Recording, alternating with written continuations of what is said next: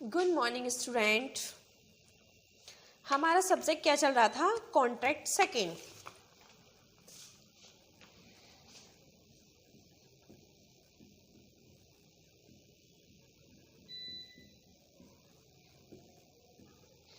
ठीक है, जिसमें मैंने हमारे लास्ट लेक्चर में मैंने आपको डेफिनेशन समझाई थी, 10 डेफिनेशन।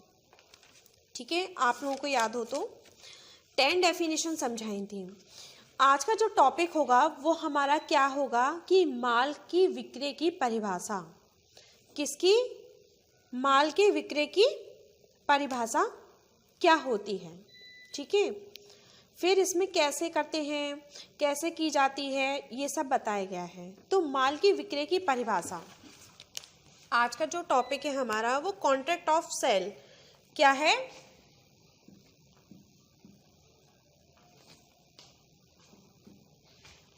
ये मत लिखिए, आप डायरेक्ट लिख दीजिए। ये तो हमारा एक क्वेश्चन है, क्वेश्चन नंबर फर्स्ट कि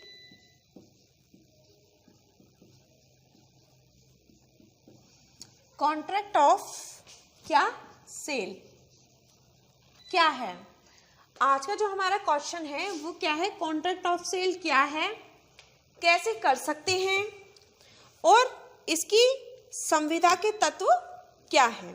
ठीक है, तो इसको किस सेक्शन 4 के सब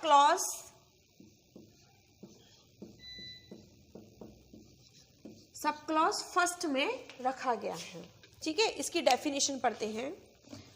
इसकी परिभाषा क्या है कि माल के विक्रय की संविदा एक ऐसी संविदा होती है जिसके द्वारा माल विक्रेता माल में की गई संपत्ति क्रेता की कीमत पर अंतरित करता है या अंतरित करने का काम करता है। ठीक है, या तो अंतरित करता है या अंतरित करने की करता है। विक्रय की संविदा पूर्ण या प्रतिबंध रहित या सप्रतिबंध हो जाती है। इसमें लॉर्ड डैंगिंग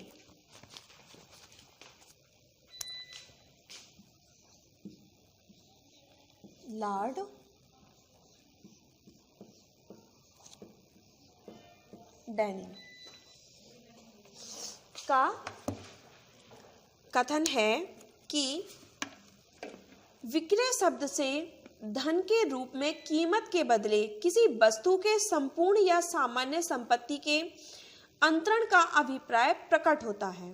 विक्रय की संविदा का मुख्य उद्देश्य है कि धन के रूप में कीमत के बदले संपत्ति का विनिमय इसके लिए एक पक्षकार अर्थात क्रेता से दूसरे पक्षकार अर्थात क्रेता के पक्ष में संपत्ति का अंतरण होना आवश्यक है और इसके प्रतिफल के रूप में क्रेता द्वारा विक्रेता को धन का संदाय या संदाय करने का वचन दिया जाता है। ठीक है,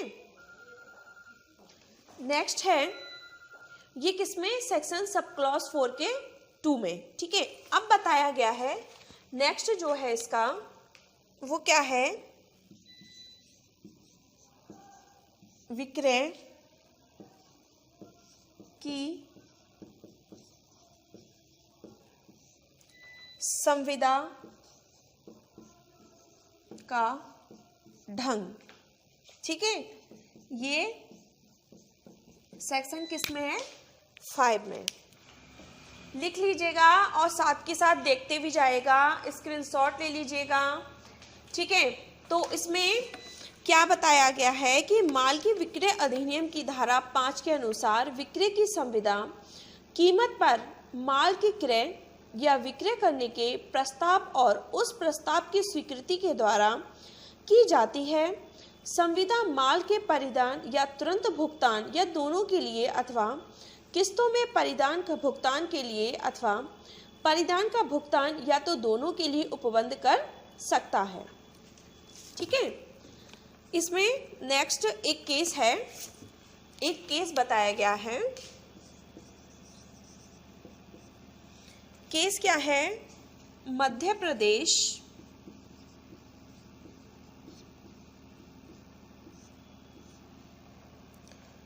लघु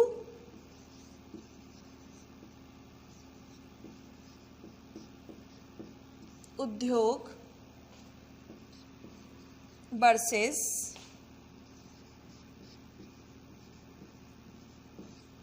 मैसर्स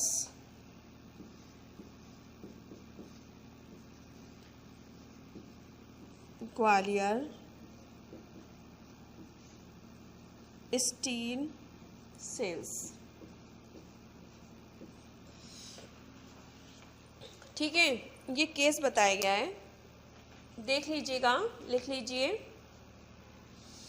इस केस में क्या बताया गया है कि जहां माल की आपूर्ति से संबंधित बाद में विक्रेता द्वारा अवैध तरीके से बिल में कटौती की गई हो, तो यदि माल मूल्य निर्माण कॉर्पोरेशन द्वारा कमेटी की नियुक्त पर की गई थी, तो वादी को सुनवाई का अवसर नहीं दिया जाएगा, क्योंकि वादी ने धारा 5 एवं 31 के प्रावधानों के अनुपालन में लापरवाही दर्शाई है। अब आता है संविदा की विषय वस्तु। संविदा की विषय वस्तु क्या है? मतलब सब्जेक्ट मैटर ऑफ कॉन्ट्रैक्ट। ठीक है, इसकी क्या है विषय वस्तु? सब्जेक्ट मैटर ऑफ कॉन्ट्रैक्ट, इसकी विषय वस्तु क्या है? किसकी? संविदा की। किसी भी विक्रय की संविदा में उसकी विषय वस्तु माल होता है। वह माल जो विक्रय की संविदा का विषय हो, या तो ऐसा वर्तमान माल हो सकता है जो विक्रेता के स्वामित्व या कब्जे में हो, भावी हो सकता है। अब इसमें सेक्शन, ये किस में है? सेक्शन 6 के सब क्लॉज 1, 6 के सब क्लॉज 2 और 6 के सब क्लॉज 3 में इसके बारे में बताया गया है। ओके, तो सब क्लॉज 1 क्या कहता है? भावी माल से तात्पर्य उस माल से है जिसे विक्रय की संविदा करने के पश्चात विक्रेता को विनिर्मित या उत्पादित या अर्जित करता है। ठीक है। सेक्शन सब क्लॉज 2, जहां की विक्रय की संविदा द्वारा विक्रेता भावी माल का विक्रय करना चाहता है, वहां वे संविदा उस माल का विक्रय करने के करार के रूप में प्रवृत्त होती है। अब आता है सेक्शन 6 के सब क्लॉज 3। कोई भी व्यक्ति ऐसी वस्तु का विक्रय नहीं कर सकता वो उसमें उपलब्ध नहीं हो, किंतु वह ऐसी संपत्ति को बेचने का करार कर सकता है जिसे अर्जित करने की उसे आशा रहती है। कोई भी व्यक्ति किसी विलेख द्वारा ऐसी वस्तु को किसी अन्य व्यक्ति को नहीं सौंप सकता जो उसमें निहित नहीं है। जहां कोई व्यक्ति भावी माल के विक्रय का आशा रखता है, वहां संव्यवहार विक्रय नहीं कहा जा सकता। ठीक है। अब इसमें एक राइटर है एड कृष्ण बनाम बेले। एक जो केस है इसका वो क्या है? एटकिंसन वर्सेस बेले। ठीक है। एटकिंसन वर्सेस बेले के मामले में तैयार हो गए माल को लेने से इनकार करने की बात की।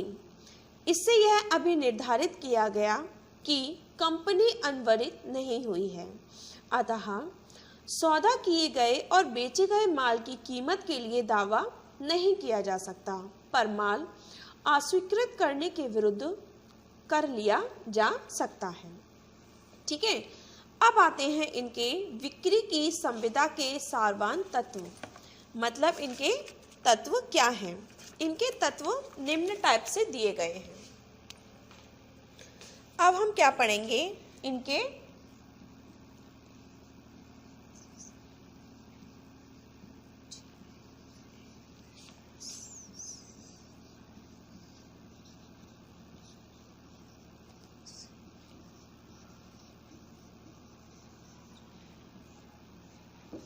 ठीक है। अब इसके हम क्या पढ़ेंगे, तत्व। इसके तत्व क्या हैं?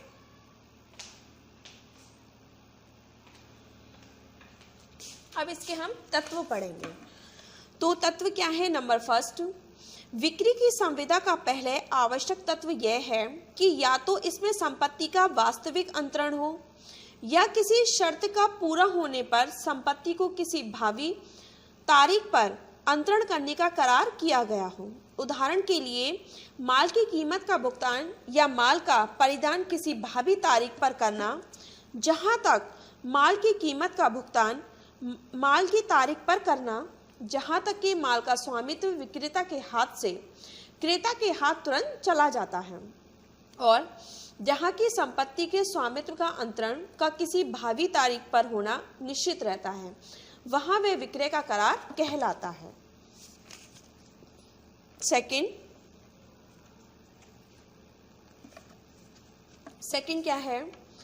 विक्री की संविदा का दूसरा आवश्यक तत्व है कि इसमें कम से कम दो पक्षकार होने चाहिए, एक क्रेता और दूसरा विक्रेता। यह इसलिए होता है कि इसमें संपत्ति के स्वामित्व का अंतरण एक व्यक्ति के पास से दूसरे व्यक्ति के पास चला जाता है।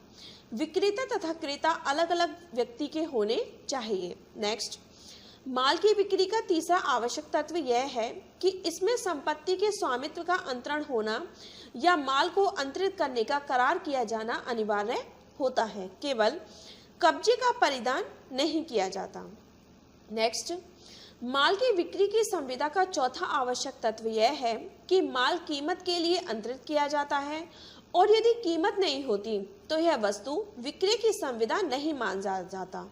जैसे फॉर एग्जाम्पल, आप को खाने के लिए 1 कुंटल चावल बिना मूल्य के देता है तो वह वस्तु विक्रय नहीं, अथवा आप को 1 कुंटल चावल देता है जिसके बदले में आपको 1 कुंटल चीनी देता है, तो इसको वस्तु विक्रय नहीं कहा जा सकता। ठीक है।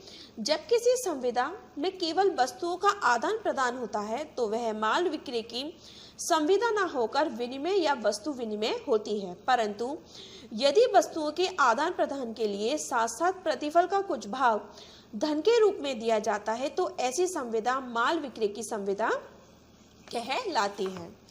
तो अभी जो हम पढ़ रहे थे वो क्या पढ़ा था? माल के विक्रय की संविदा क्या होती है। ठीक है, आप लोगों ने देखा, अच्छे से समझा, स्क्रीनशॉट ले लीजिएगा कि हमने क्या किया है। ठीक है, अब नेक्स्ट जो है वो क्या है हमारा? डेफिनेशन। हम किसी के अंतर को स्पष्ट करेंगे। ठीक है, अब जो हम पढ़ेंगे वो विक्रय तथा उपनिधान के अंतर। अब हम इनमें अंतर स्पष्ट करेंगे कि किसका क्या अंतर है। ठीक है, स्क्रीनशॉट ले लीजिए आप लोग सभी। नेक्स्ट जो है हमारा क्वेश्चन,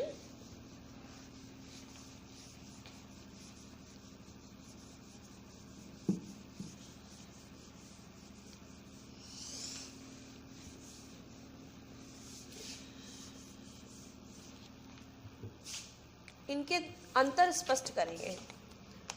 ठीक है, तो इसमें क्या है? नंबर फर्स्ट, विक्रय का उपनिधान मतलब सेल एंड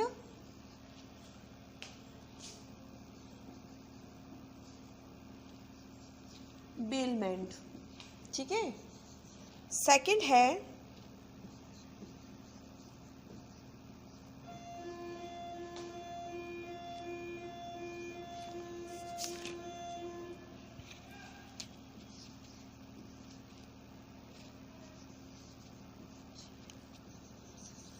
थर्ड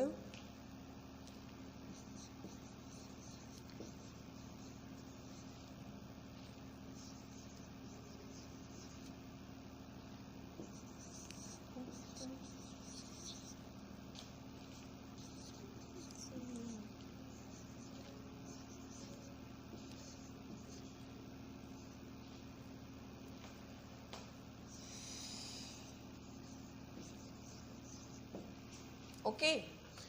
तो अब हम इसमें सबसे पहले विक्रय का उपनिधान पढ़ेंगे।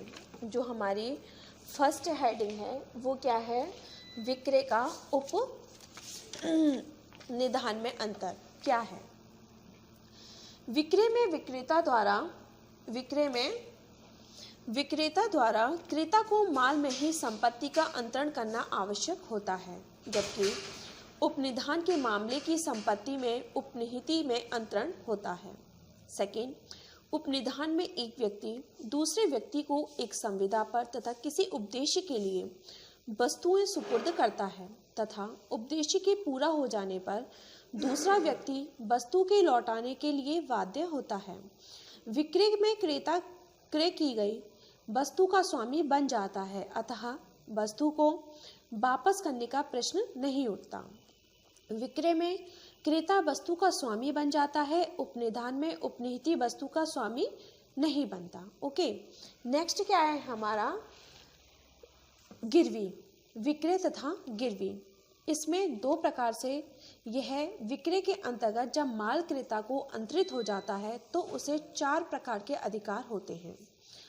ठीक है, नंबर फर्स्ट कब्जे का अधिकार, सेकंड स्वामित्व का अधिकार, उपभोग का अधिकार, थर्ड फोर्थ है व्यवन का अधिकार। कितने प्रकार से होती है? 4 प्रकार से। Number first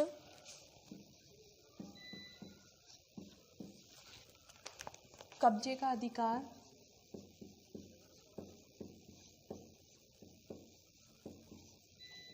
number second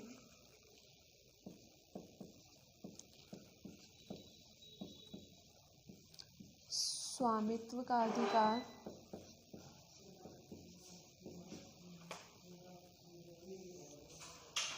number third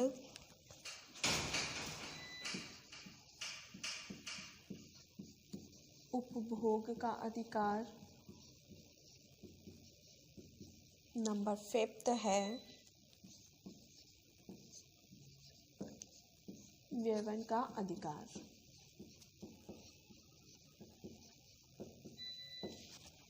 okay, तो ये 4 टाइप से हो गया। फिर उसके बाद इसमें परंतु गिरवी में गिरवीदार को केवल 2 ही अधिकार होते हैं, प्रथम कब्जे का अधिकार और दूसरा सीमित मात्रा में व्यवन का अधिकार। गिरवीदार का वस्तु पर कोई स्वामित्व नहीं होता। जब उसके ऋण का भुगतान हो जाता है तो उसे वापस वस्तु करनी पड़ती है। जहाँ तक वस्तु के व्यवन का प्रश्न है, गिरवीदार उसी हालत में वस्तु की बिक्री करेगा जबकि उसने वस्तु के मालिक को नोटिस दे दिया है। नेक्स्ट है जो थर्ड है हमारा सेल ऑफ लीज, मतलब विक्रय तथा पट्टा। विक्रय तथा पट्टा में अंतर यह है कि विक्रय के अंतर्गत वस्तु का स्वामित्व विक्रेता से क्रेता को होता है, जिसके बदले में क्रेता विक्रेता को उस वस्तु का मूल्य देता है, अर्थात इसके प्रतिफल धन होता है। परंतु पट्टा में वस्तु के स्वामित्व का अंतरण न होकर वस्तु के उपभोग का अंतरण होता है। पट्टे में वस्तु का स्वामित्व उसके स्वामी के पास पड़ जाता है। लास्ट का जो है हमारा क्या है? विक्रय और भाड़ा क्रय अविक्रय में अंतर। विक्रय और अविक्रय में अंतर यह है कि विक्रय में माल के स्वामित्व का हस्तांतरण विक्रेता के हाथ से क्रेता को तुरंत हो जाता है, परंतु अविक्रय का संविदा में वस्तु को किराए पर विक्रेता के हाथ में देने का करार करता है। ठीक है, तो इसमें लॉर्ड हर्सेल एल ने क्या बोला कि वस्तु खरीदने में करार में खरीदने का वचन होता है, ऐसे वचन के बगैर खरीदने का कोई करार उत्पन्न नहीं होता है। प्रस्तुत बाद में तथ्यों में ऐसा वचन कहाँ मिलता है? और तो खरीदता है और चाहता तो नहीं खरीदता। उसने 36 किस्त देने से वचन तो नहीं किया था, उसका केवल यही वचन था कि जब तक वह रखेगा तब तक वह मासिक किराया दे देगा। उसे यह अधिकार था कि 36 किस्तें देकर पियानो का स्वामी बन जाए। यदि वह इस अधिकार का प्रयोग करता तो पियानो उसी का होता। इन तथ्यों के आधार पर हम यह भी कह सकते हैं कि उसने पियानो खरीद ली या खरीदने की संविदा की थी। ठीक है, तो आज का जो टॉपिक था हमारा कॉन्ट्रैक्ट सेकंड में, एक तो मैंने आपको माल के विक्रय की संविदा समझाई और नेक्स्ट आपको 4 डेफिनेशन समझाई, जिसमें विक्रय का उपनिधान, विक्रय तथा गिरवी, विक्रय तथा पट्टा और विक्रय का भाड़ा क्रय अविक्रय। ठीक है, आई होप कि आपको अच्छे से समझ में आएगा। नेक्स्ट जो लेक्चर होगा उसमें हम आपको नेक्स्ट टॉपिक समझाएंगे, नेक्स्ट क्वेश्चन समझाएंगे, बट इसके लिए आप लोग साथ के साथ स्क्रीनशॉट लेते जाइए और साथ के साथ लिखते भी जाइएगा। Okay, thank you.